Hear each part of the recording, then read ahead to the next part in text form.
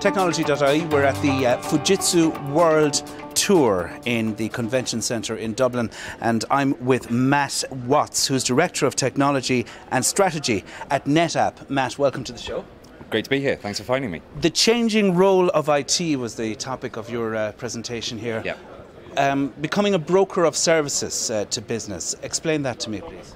So effectively, if you look back over the history of IT, I mean, I've been in IT for 20 years. When I came into IT, I did it because I like to build stuff. I like to make stuff work together, set up switches, servers, connectivity.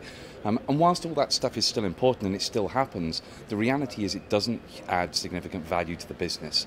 And what IT is now really focusing on is how do we go from spending all of our time building these things to actually working out what is it that the services that the business really needs, and how do we start to work out, do we create those services for them, or do we help them to be able to go and get those services from a service provider or a hyperscaler such as Amazon or Microsoft, or so something like that. It's how do we stop focusing on building and working out how do we actually get the services and broker them for the business. So the old way of doing it would be we need a server, we need a rack, we need a data center, we need all of this infrastructure, and then we'll figure out what to do with it. What you're saying is you start with what the business needs are and then create services around those.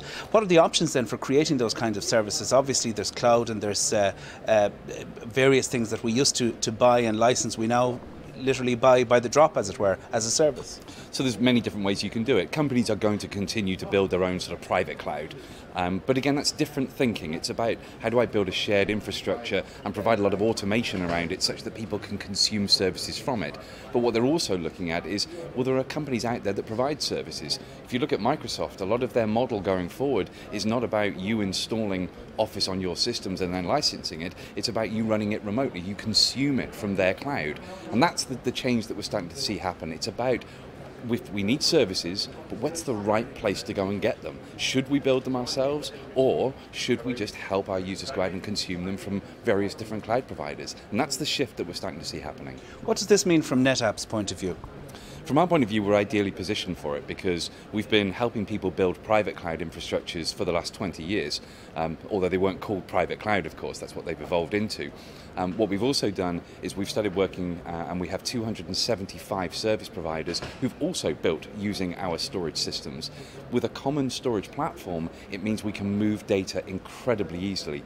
Data is huge, and moving it around to be able to take a service from a service provider is very, very difficult, but we can take that problem away.